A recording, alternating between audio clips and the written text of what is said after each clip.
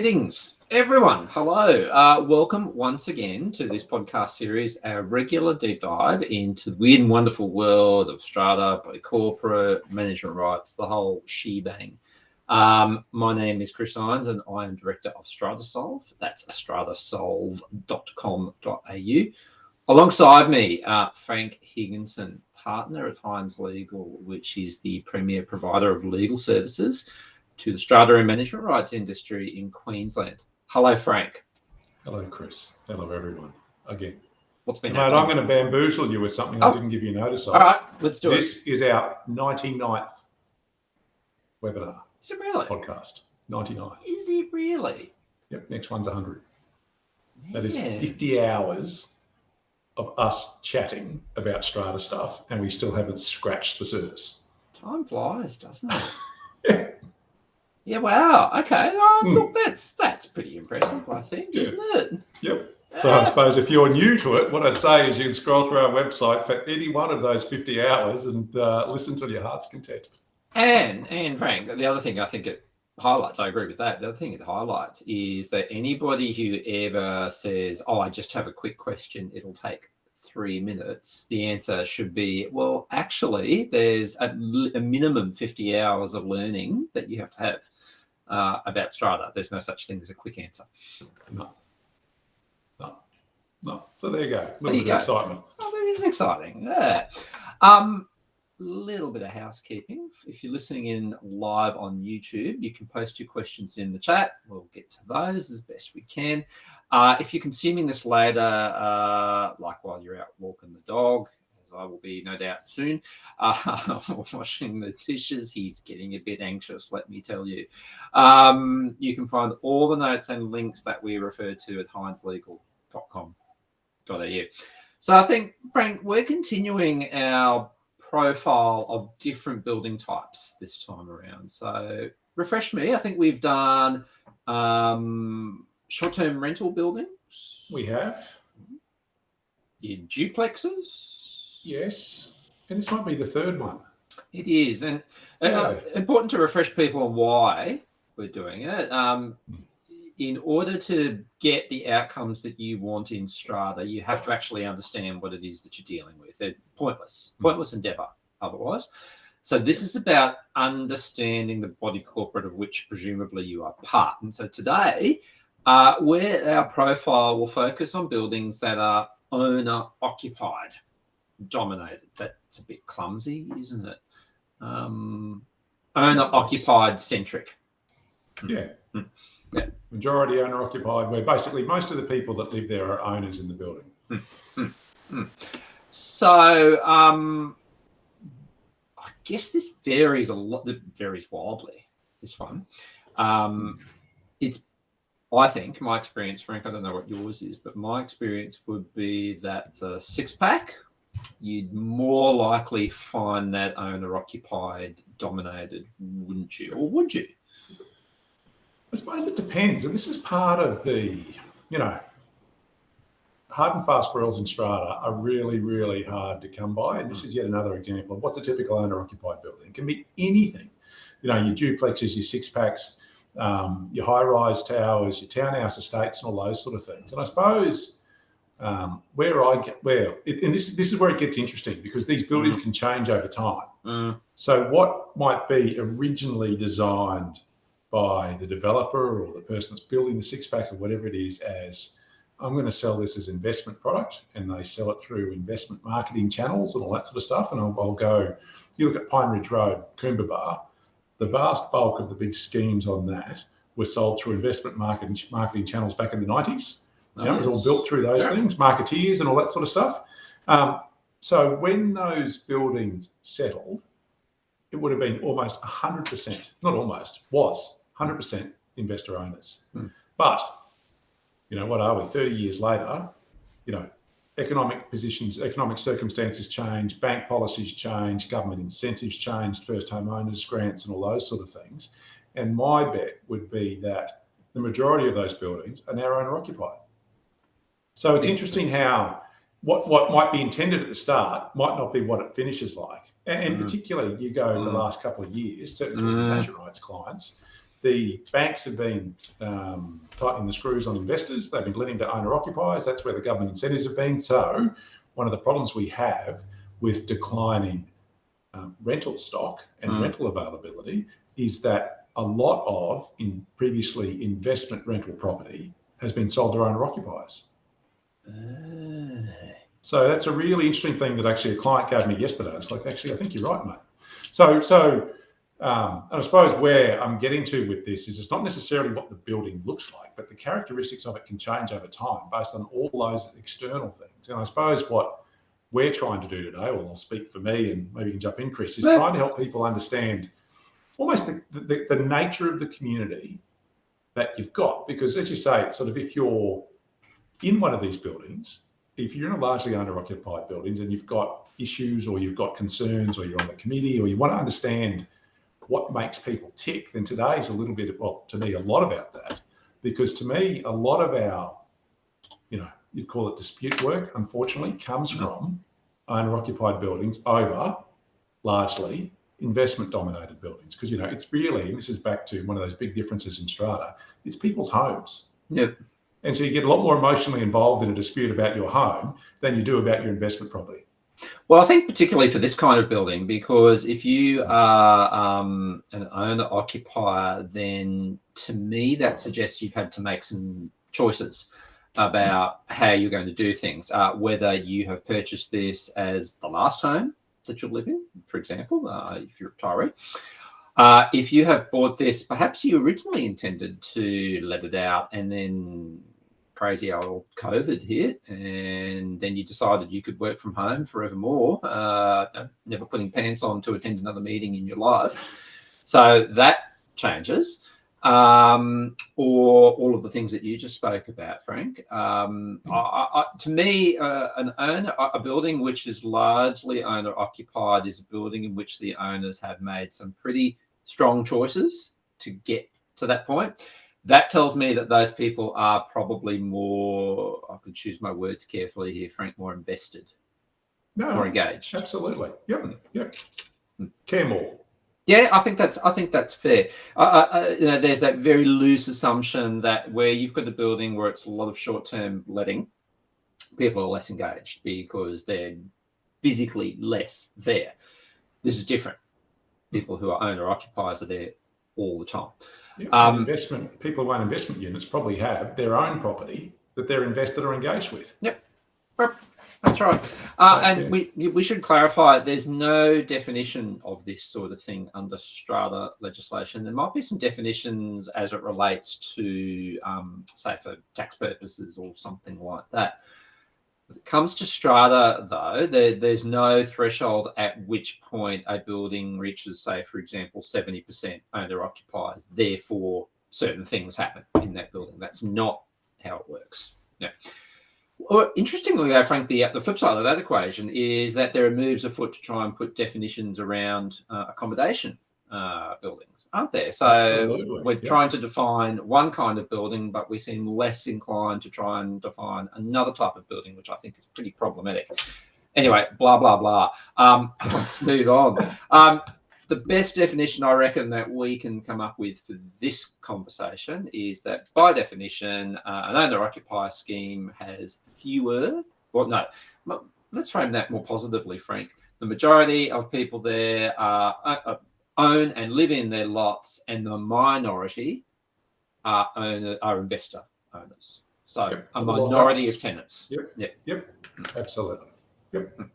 100%. So that's probably the way to look at it. And so, and I suppose this is for people that might not be aware of what this might look like in terms of what's my body corporate, because one of the other things, I suppose, even going to the role doesn't necessarily show you whether doesn't show you whether someone's an investor or an owner-occupier.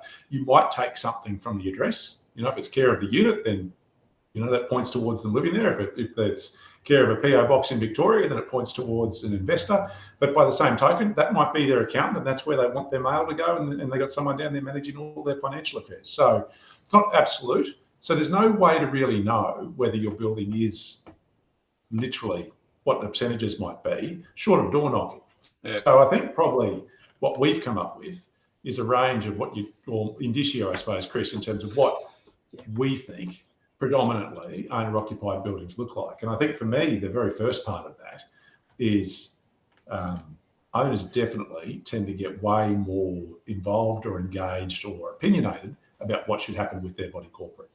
And I think, and this is making a bit of a sweeping generalisation, but I think this is largely the case, there would be a tendency for owner-occupiers to, think that they have a bigger say in things, that they have more right to assert their interests. Yes. And this I think is one of the, for a building that has a few tenants and largely owner-occupied, there is definitely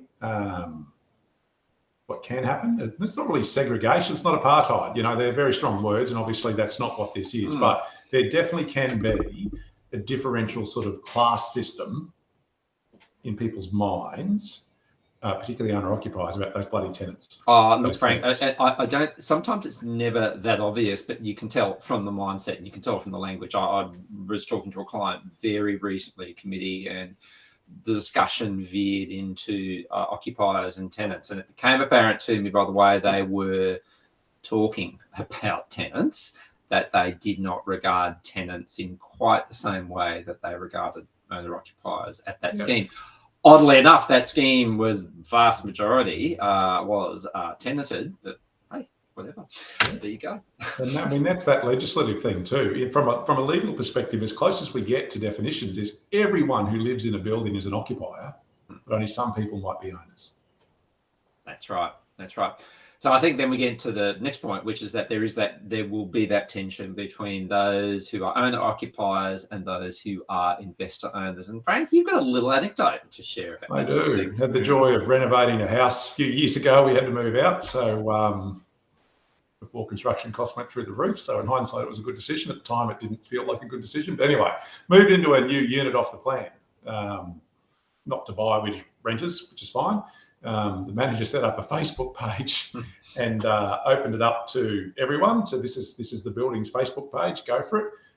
Within 3 days, she'd resigned as the moderator and left because everyone was blown up about a whole range of things. But one of the things that really came out loud and clear to me when I was on Facebook, which I'm not anymore, thank goodness, was someone, an owner-occupier, something got stolen from the gym. Like someone pulled out a TV, one of the TVs you watch while you're doing gym work. So it got stolen.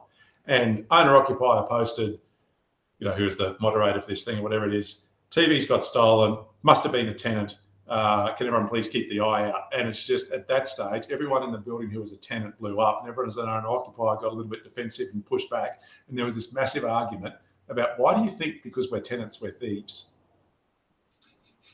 It went on. I think I turned off at about 130 comments. But that happens. It does, unfortunately. It does. Some of the other indicia, because people are living there on site, I think we agree, Frank, that there's probably going to be a higher degree of monitoring for bylaw breaches or alleged bylaw breaches. It kind of just makes sense. Not necessarily saying it's a good thing, saying it makes sense just from a practical perspective. When it comes to meetings, I think there are some particular features. I think you can probably assume that there's going to be greater engagement in meetings, greater voter turnout, I would suggest. Frank, would you agree? Committee nominations, absolutely, and more potential factions. Yep. We've done webinars on factions before, so this is where you see them more than other types of buildings in largely unoccupied ones. We might also see more in-person meetings as opposed to virtual meetings because everyone's there. So, meetings in the common area, meetings in the gym. I've had meetings in gyms, meetings in the functions room, all of that sort of stuff. You also probably, I think, Frank, it stands to reason you'll have greater engagement in things like working bees, forums, social events. Absolutely. Can you hear me? Yeah. Yeah, okay, good. No, I just had a phone call pop up and it's cancelled it. Yeah, absolutely. And that's probably that sense of community is probably a little bit more there where owner-occupiers create it. And don't get me wrong, I mean, that can still happen in, tenants renters can still drive that type of community, but sometimes they're not necessarily as motivated to.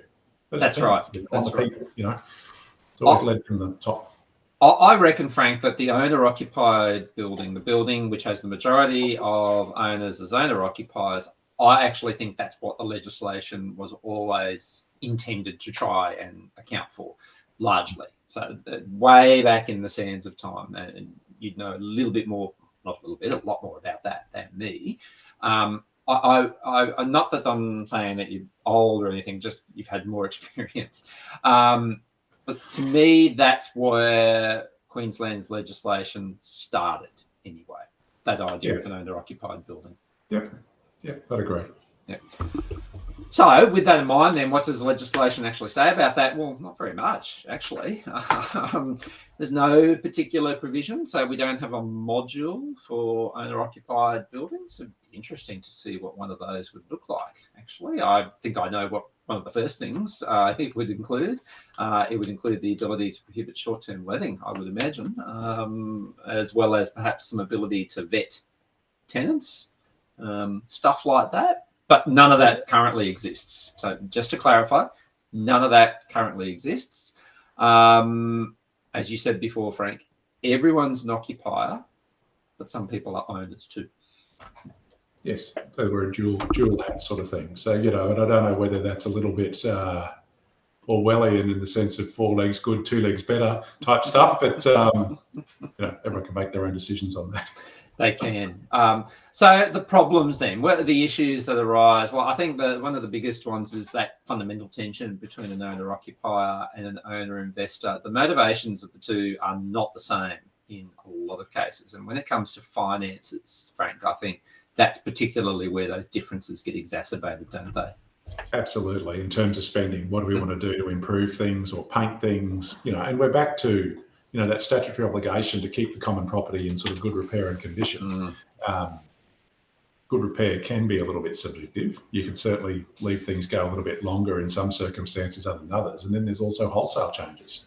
We're going to go and do a whole building renovation project to reframe the porte cochere and redo the pool and redo all the gardens and grounds. From an investor's perspective, particularly in a market where rents are probably increasing, why do I want to spend the money? From an owner-occupier's perspective, that's their home. They want to improve it. So that absolutely is a source of tension. That's right. And then there can be a sense that decisions are being made or should be made in favour of owner-occupiers to the detriment of investors. Yeah. And that comes back to that committee control, because again, and even you'd say across the board, and there's absolutely no data at all to back this up. So I'm going to go completely off the grid, Chris, and say that the majority of committees would be full of people that reside in the buildings that they are the committee member for.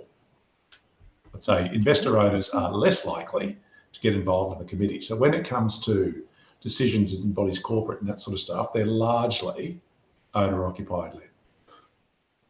I'd largely agree with you, Frank. I think that's largely, gosh, we're saying that word a lot, the case. It kind of then follows, doesn't it, that one of your next problems would be that power struggle which occurs in a building where the split between owner-occupiers and investors is more towards 50-50. Now, let's be clear, that could actually work out to be a great building because, everyone is challenged in a constructive way to get things moving, but where there is real deadlock on say, ideological concerns, that would be a problematic building. Yeah, and I mean, there's no, I suppose, proportionate representation requirements under the Act either in terms of different classes of owner, for want of a better phrase, investor owners, lockups, owner-occupiers, that sort of stuff. It's just people that put their hand up. So you'd look at our federal system where we've got sort of a state with individual seats, and then we've got 12 senators, say for Queensland, that are elected across the entire state. No such thing in Strata. I suppose there's not necessarily as many applicants for the roles as what there might be for politics. But those sort of, I suppose, that differential interest can cause friction. Absolutely. One of the other kind of concerns that arises is a distrust of legitimate things such as letting. whether it be short-term or long-term.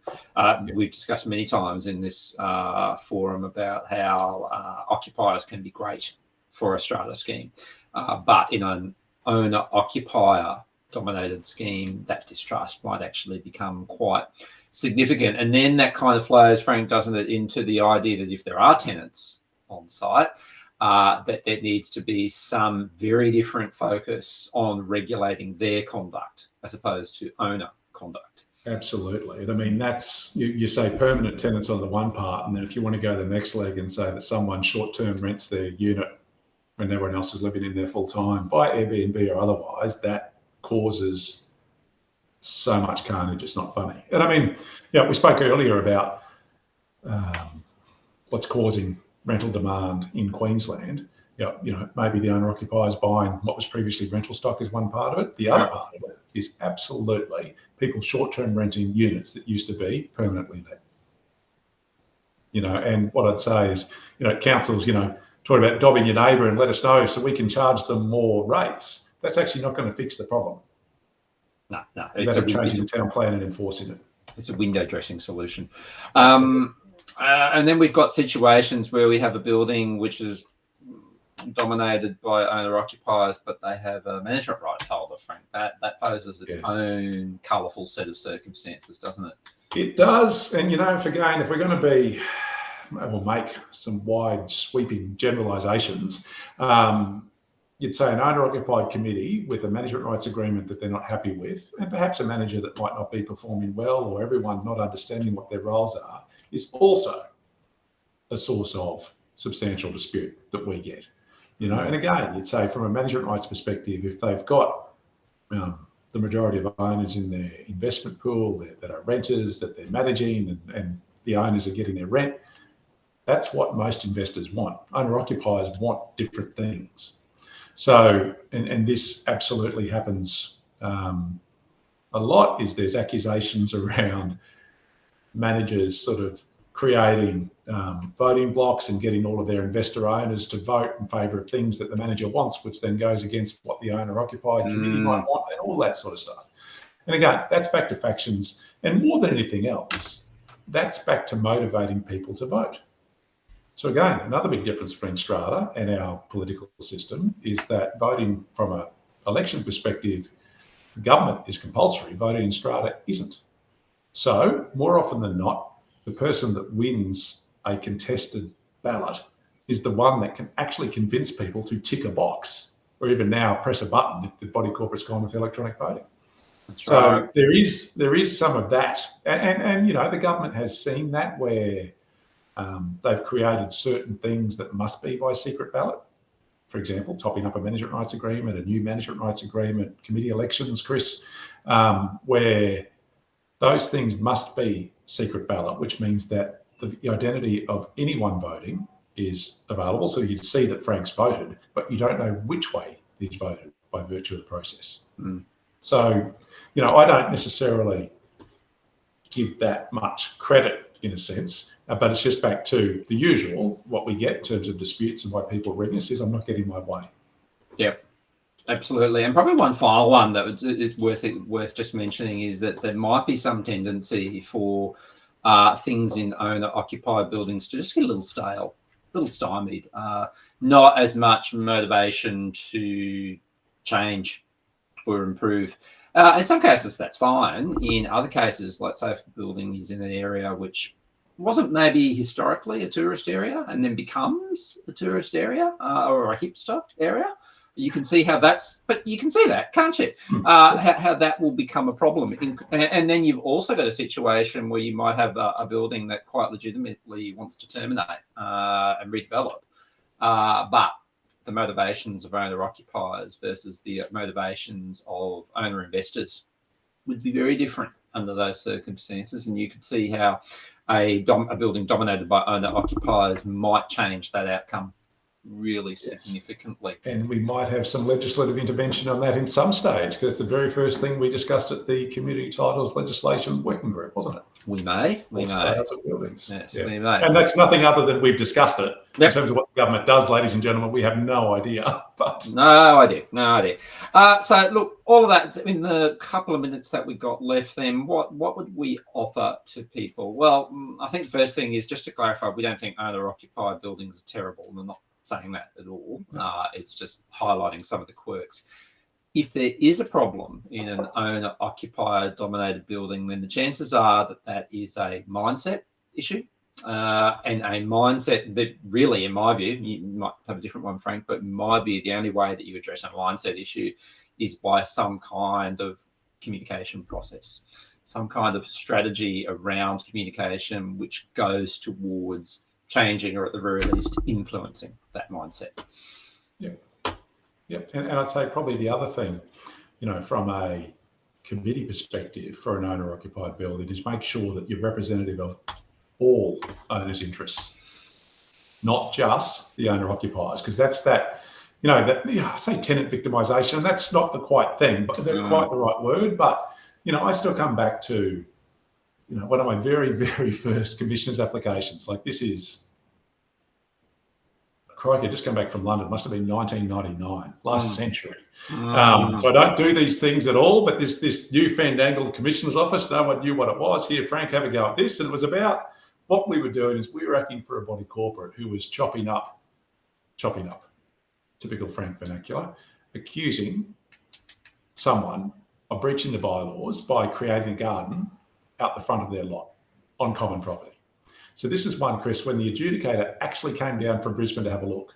So back, they truly used their investigative powers. They came along and went and had a look around the body corporate, and we got absolutely smoked, because the first thing the adjudicator saw was these gardens around the front of everyone else's houses, including the committees, on common property. So what was happening is we as the committee just didn't like that one or that person, and we were smashing them up. So first rule of this Fight Club, and I think this applies particularly to every committee, is make sure that whatever you're doing, it's consistent across the board with the entire community. Yeah. Because when you get these largely, when there's one particular faction or one particular style of owner that dominates a committee, sometimes they can turn the scope onto the others and make life a little bit harder for them for whatever reason. So if you are there, being consistent, being reasonable, and just stepping back and not being so emotionally involved at a committee level is a really important thing. Well said, Frank. That's a really great point on which to sort of end the discussion of owner-occupier dominated buildings. And I hope you get the idea, everyone listening in, that this is all about creating an idea of understanding of the building in which you have some stake in, and then how you manage things from that point. It's always a little different building to building, and stay tuned for the rest of the series. There's plenty of them in this series, funnily enough. That's all the time we have for this week. You can find all the notes and links that we've mentioned at hineslegal.com.au. You can find me at stratasolve.com.au. And you can find Frank Higginson at hineslegal.com.au. Thanks, everybody. Thanks, Frank. Thanks, Chris, as always. See you next time for our 100th webinar. Wow, yes. See you next time, everybody. Thanks for